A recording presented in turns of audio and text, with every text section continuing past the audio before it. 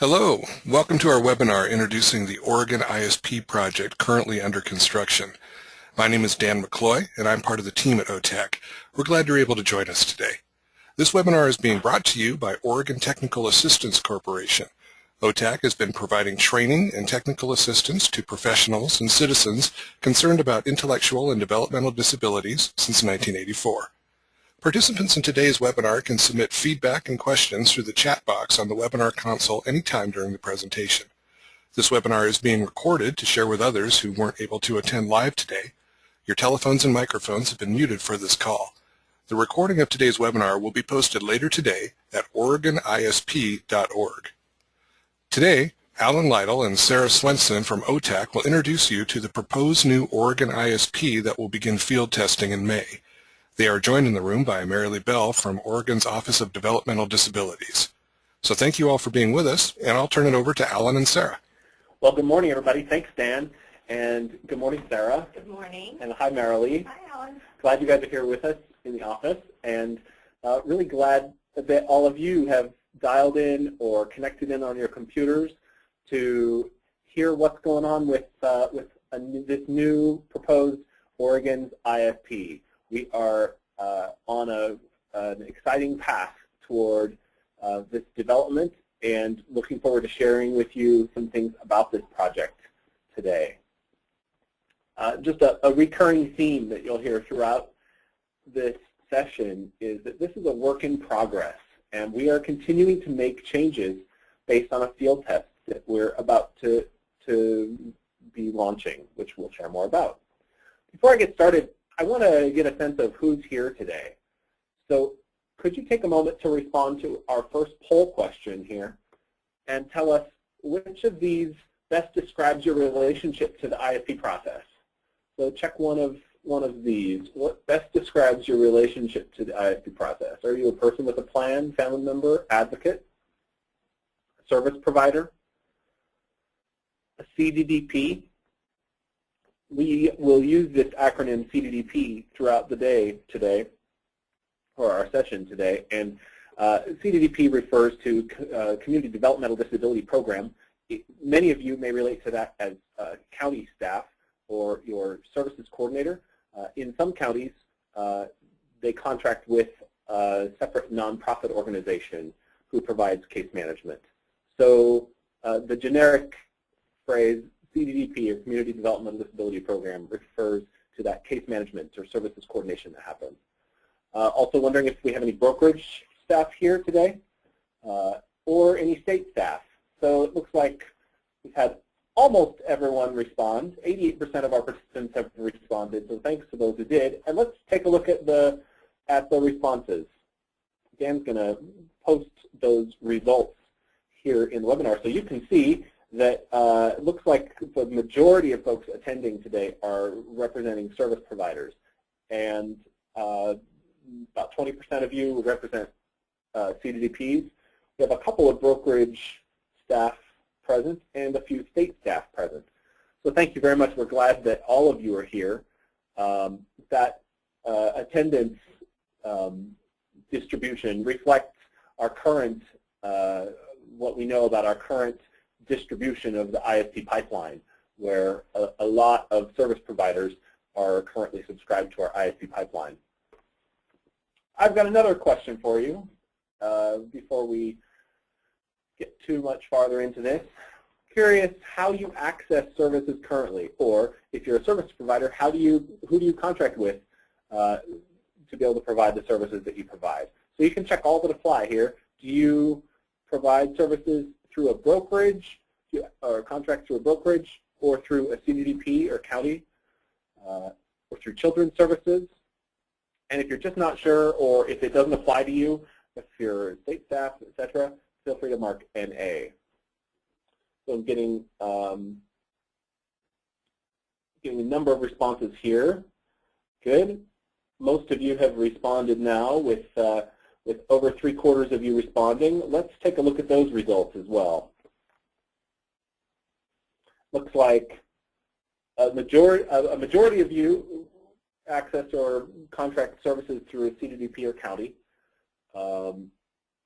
A good number, 32%, through a brokerage or personal agent. And about 19% of you are not sure or it doesn't apply in this case. All right, very useful information for us as we proceed with our presentation today. A little bit about the nature of this webinar today. Over in the right-hand side of your screen, you've got a GoToWebinar control panel, and it's got a little text box that allows you to type questions. Many of you have participated in our ongoing monthly webinar series, and you're familiar with typing questions and usually getting an answer right after that. Today, our format won't include responding to individual questions. We will, however, be asking you to share your questions, which will help us inform training that we will provide on this process in the future. It may also help us ask questions that we haven't yet thought through or that we're still thinking through appropriate responses to. So any question that you have, any feedback that you have throughout this time, drop it right there into that feedback box. And we really look forward to getting it, tracking it, and developing responses over time. So what can you expect today? We're going to share a bit of history of how we got here with the one ISP, an Oregon ISP. You'll learn how this development process has been approached and how we're moving forward with it. And you will get some details, but limited details of specific forms. We're not, for example, mailing out a copy of the draft form right now because things are changing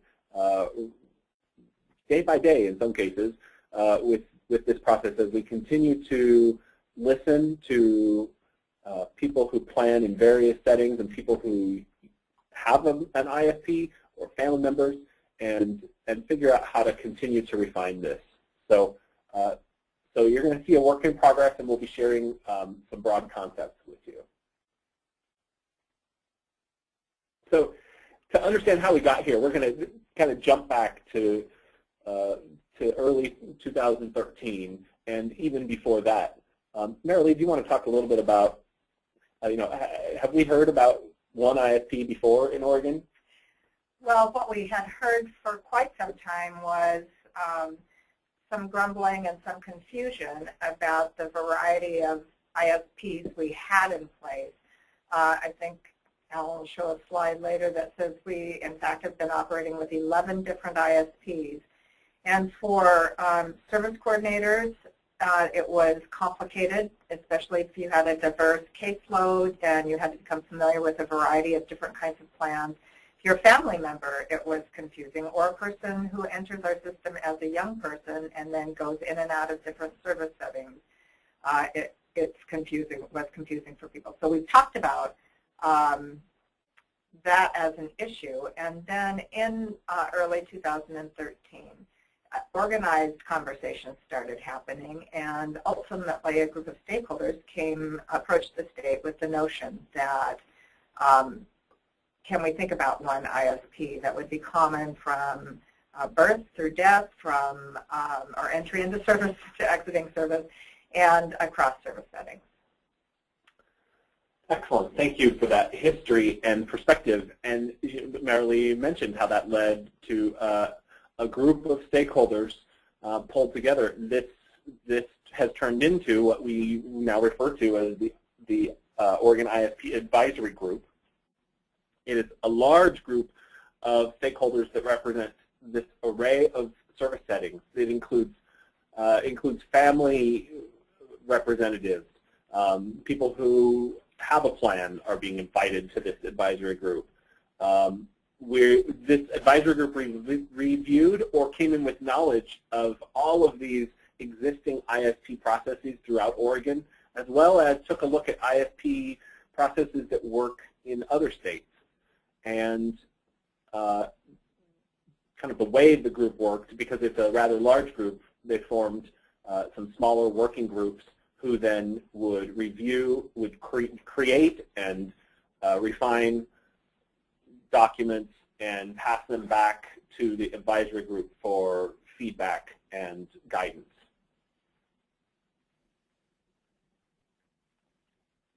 Yeah, Marilee described exactly why we've approached one ISP. So with those 11 different ISP models, there's definitely that potential for confusion, as well as, so we hope that a single ISP will lead to consistency for people supported and family members, that it can assist when you're transitioning from one service setting to another, and that overall we can end up with improved quality of plans.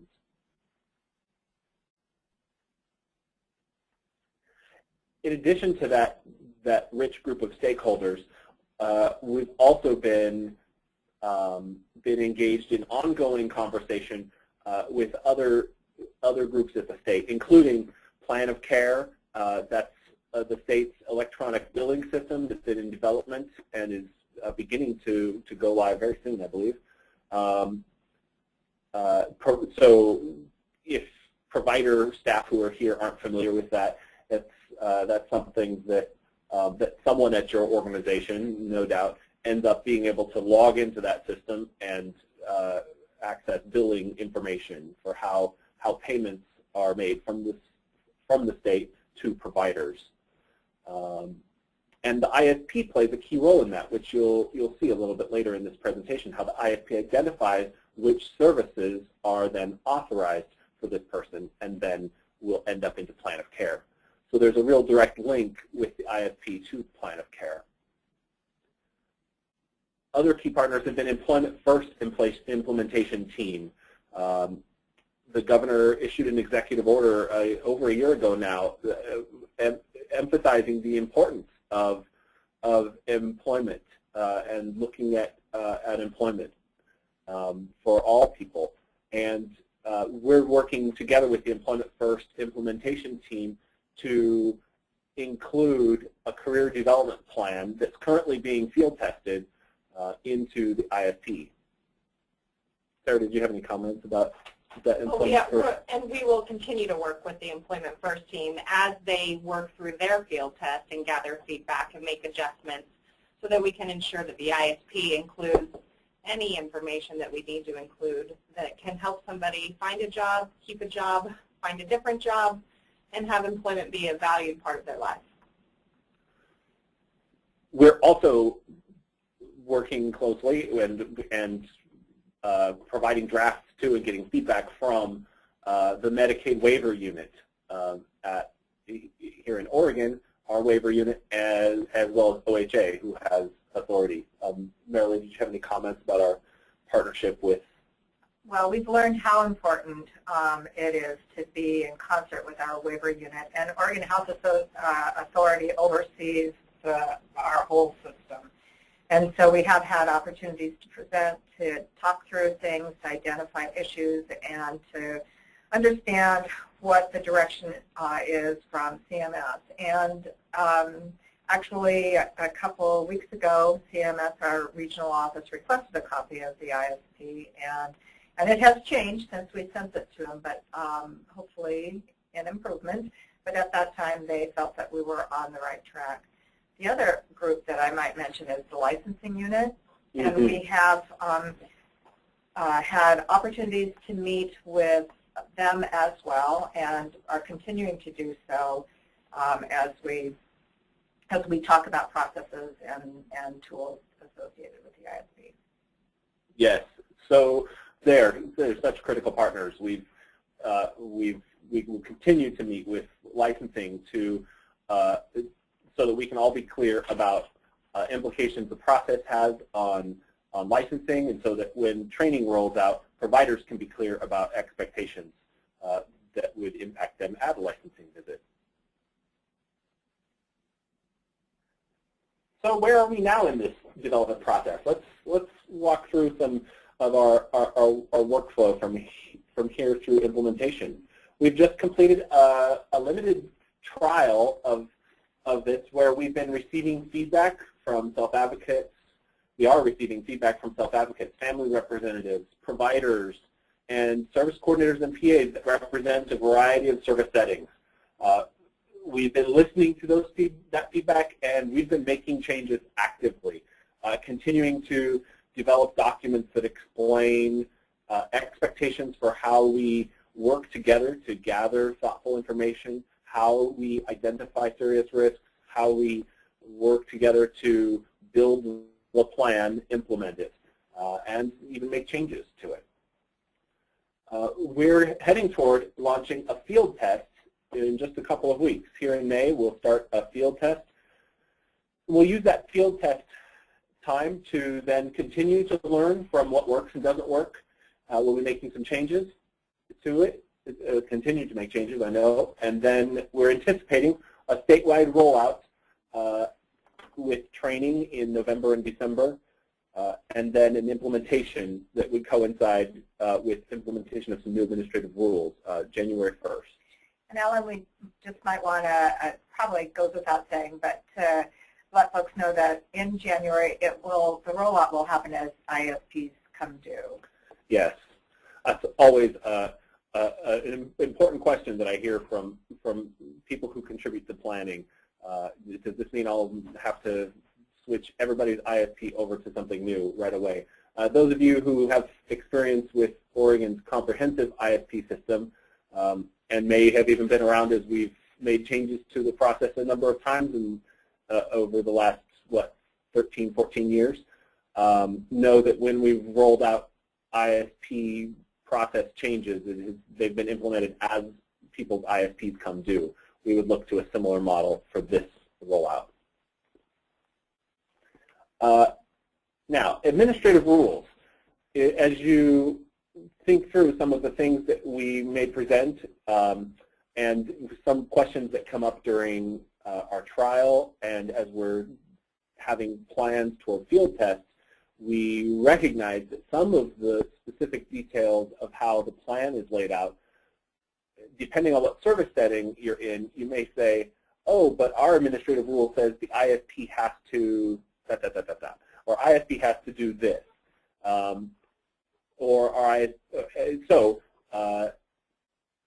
For example, in the 24-hour comprehensive services, the 24-hour residential rule does list out some specific pages that are included in the existing ISP process.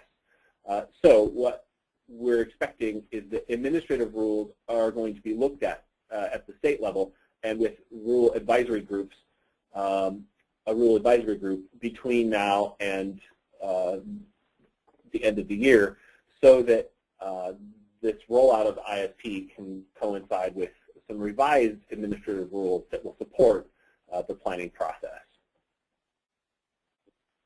There is a strategy on the table right now where there could end up being a single ISP rule that contains the ISP requirements that's then referenced in other rules.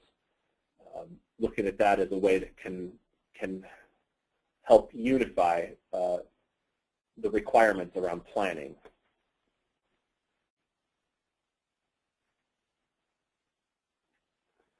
So let's talk a little bit more about this field test and what that's going to look like. Field test participation starts at the CDDP or brokerage level because of the key roles that services coordinator or personal agent plays in leading the planning process and ensuring that the plan comes together and is completed appropriately and authorized and then implemented. So we've been working with CDDPs and brokerages. The state has had conversation with some identified CDDP directors and brokerage directors to see who is available to join the field test. Once those SCs and PAs are identified, then they identify people who receive services in their settings to participate in the field test. From there, providers who may serve the person are also identified to participate in the field test.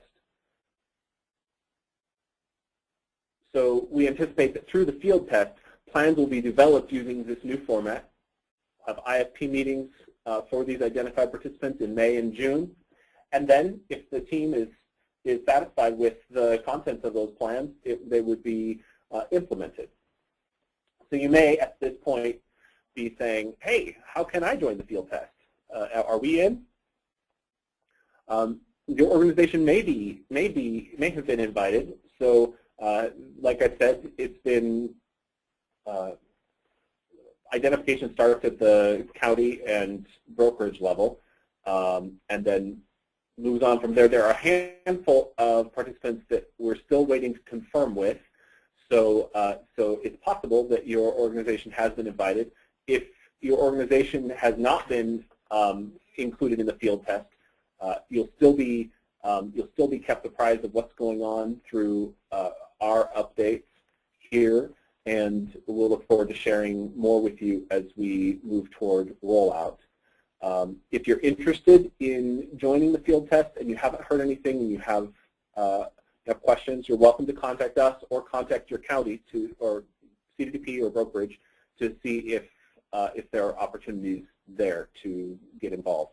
There is a training coming up that is required for all attendees, and so so we're confirming this week all of these participants. So if the team agrees that the plan that they developed through the field test meets the person's needs and reflects their preferences and how services are delivered, then a variance would be requested to implement that new ISP. We'll be gathering feedback from this field test. We'll organize it and share it back with the stakeholder advisory group. And we anticipate we'll continue to make changes to the plan and to the training material.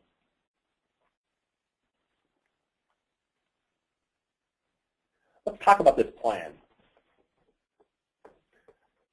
At its core, any planning process, any person-centered planning process captures first what's important to the person, what's important for the person from various perspectives. It also seeks to provide a balance between those two, or identify issues where there may be conflict between what's important to and important for, and address those.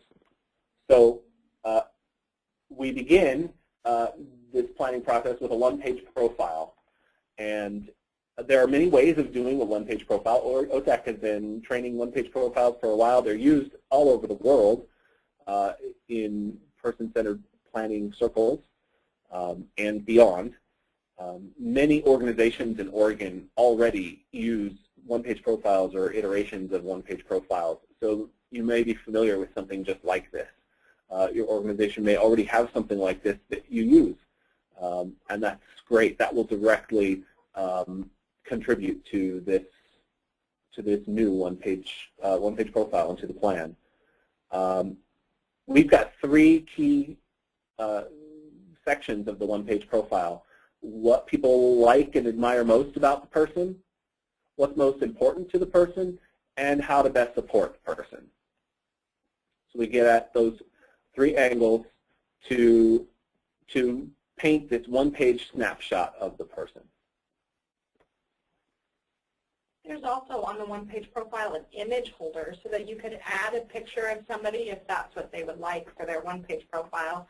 You're certainly not limited to only one single picture, but it would allow for the flexibility of adding multiple images if you'd like.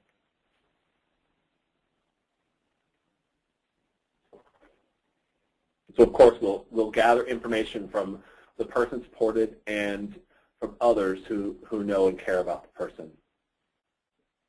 And many of you have been using the personal focus worksheet to do this, to gather information. That information that you already gather on the personal focus worksheet will be directly relevant to this planning process. And we're going to continue to figure out through the field test how information you already have on the personal focus worksheet will be able to directly lead to this new planning process. And in the brokerage system, the goal summary, I think, customer goal survey would also be a tremendous asset in gathering that person-centered information. Also the Essential Lifestyle Plan or the ELP. Yep.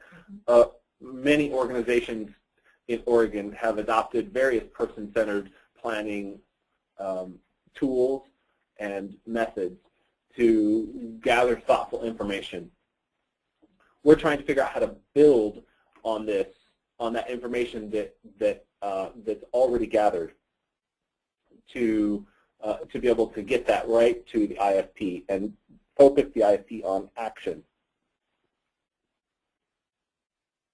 Also key to the plan, serious risks are identified and addressed.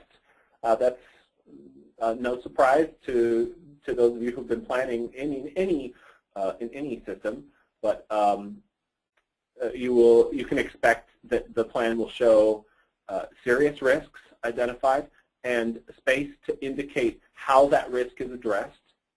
In some cases, it can be briefly summarized right here on the plan sufficiently, but in many cases, particularly where there's a provider organization, those of you who've been planning in 24-hour residential settings may be used to having protocols, other support documents, behavior support plans, safety plans. We wouldn't see any of that going away. In fact, this page would just reference those documents that you have to address the risk.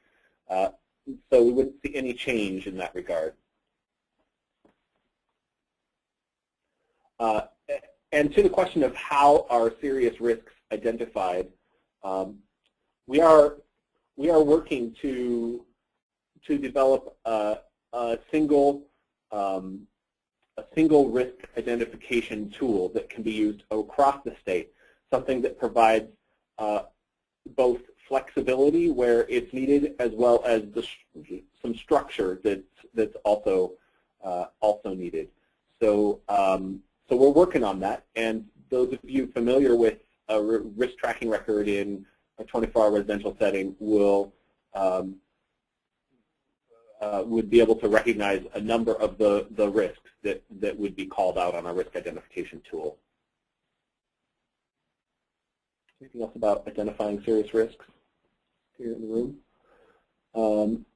Another key thing about the plan is that it connects assessed needs to specific chosen supports or services, things that the person chooses to meet those assessed needs. So there's an array of options in the state of Oregon, and some of those options depend on where you choose to live.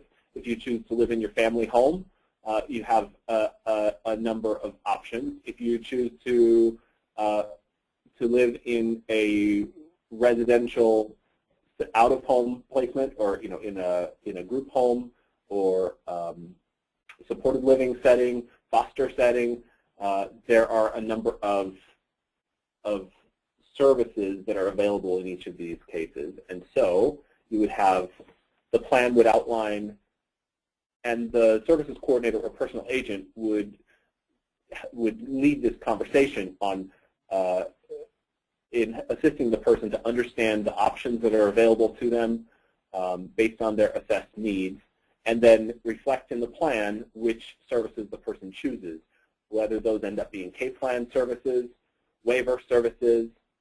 We also want to identify natural supports, those, whether it's family members, things through your church or community group that are these existing supports that are so important to recognize and know how the person's life is impacted by those.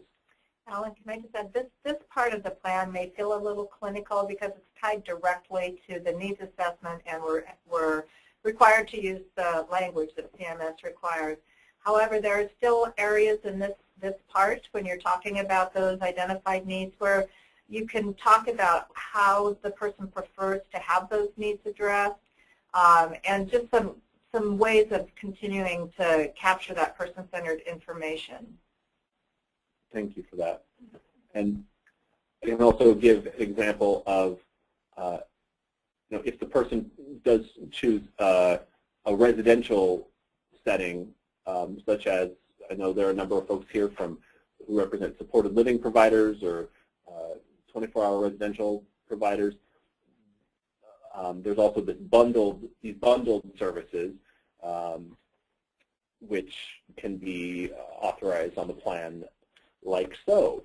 And the assessments for those would have been the SIS for people in group homes or the SNAP for foster care providers. So that's the assessment tool at this point that we continue to Excellent.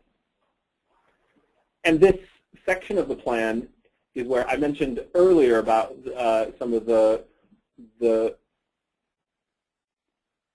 contributors to and people that we're working with and partnering with in this. This is where our partnership with Plan of Care, Julie Harrison over at the state offices, has really been instrumental in helping inform what level of detail needs to be on the plan and how that information can directly feed into the CDDP or brokerage is then responsible to enter that information into Plan of Care so that providers can bill for those identified services. So we're working to make this information match directly up with that.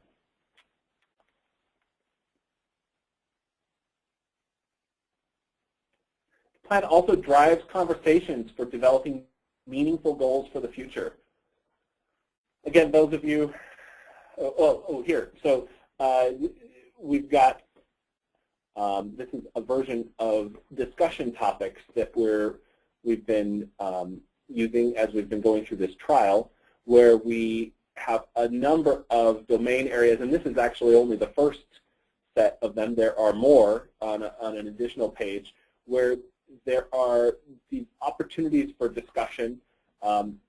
We're not approaching this as requiring that you have to sit here and talk through all of these things at a team meeting at all. That's not the objective, but that the team focuses in on the areas that need conversation. And we're not leading towards something that is a giant narrative of describing all of these supports or what's happening in the person's life, but really focusing on what the person wants to develop, change, or learn in these areas. One of the other things that one of our county partners pointed out to us is over the years, our ISP hasn't necessarily lent itself to thinking about where you want to be in the future. And so the addition of hopes and dreams is really, we're hoping that that's a catalyst that helps people plan for the future as well as in the next year. Absolutely.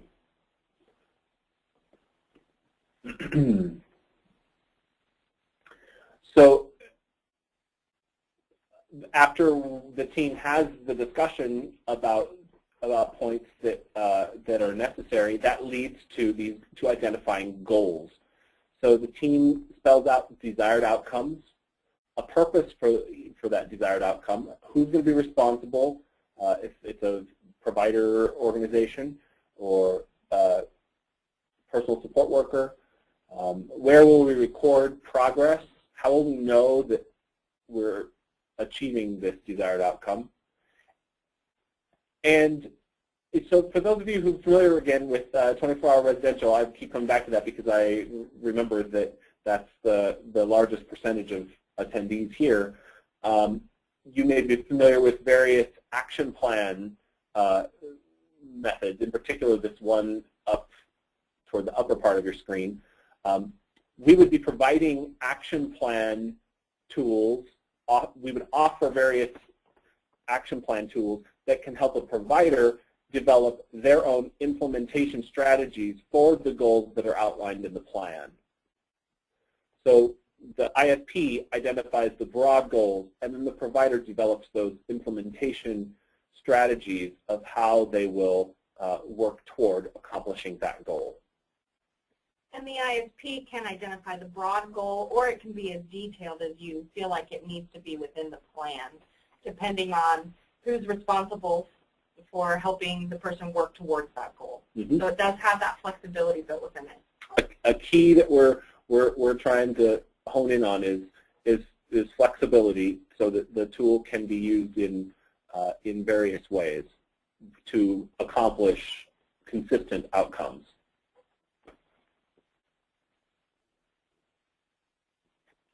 Talk a little bit more about how the plan is developed. We're using the field test to identify workflow methods that will help the ISP be developed effectively and efficiently.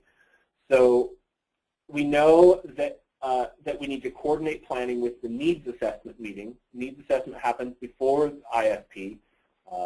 In 24-hour residential settings right now, that's the CIS. That would be the needs assessment meeting.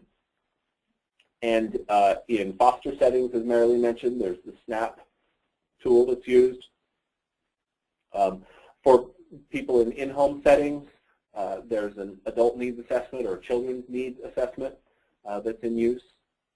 So that needs assessment occurs, which results in identification of specific needs that are then addressed in the plan.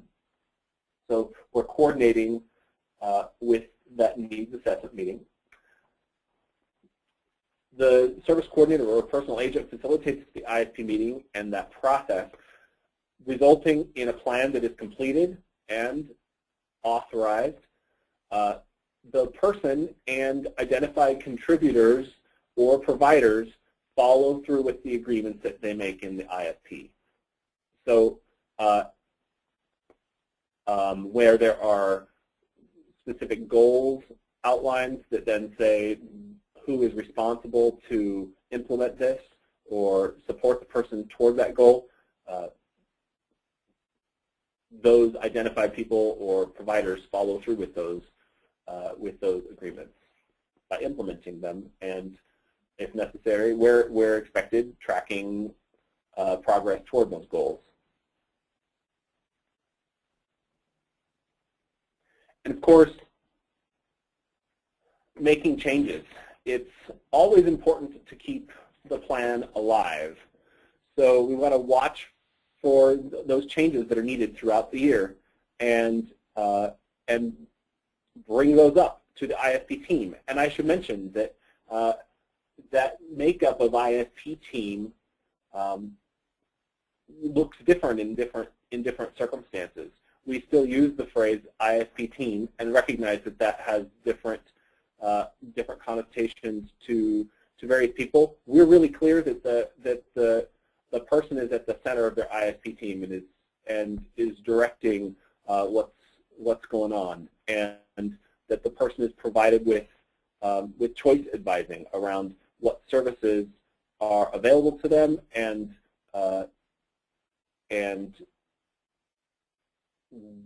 then what services the person actually chooses, as well as a legal guardian, if there's a legal guardian present. So our field test is going to explore ways to make changes to the ISP as efficiently as possible. That's our goal. We want to be clear and efficient.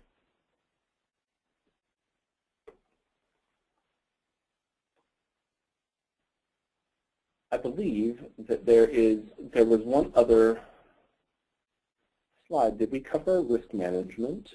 Did I cover risk management and address? Did I talk about support documents? Yes. Okay. Great. I wanted to make sure that I covered the key points, and I believe I did. So that gets us to. Oh, there we go. So what's next? Visit OregonISP.org for the latest news. This is a new website we've set up that is your hub for information around Oregon's new ISP. Check out that website and stop by at any point after the webinar today if you have more thoughts, things you weren't able to submit into the chat box over on the right-hand side of your screen. Feel free to stop by that website and click that Share Feedback button up on the left-hand side of the website. Click that and submit your feedback at any time. We really welcome that.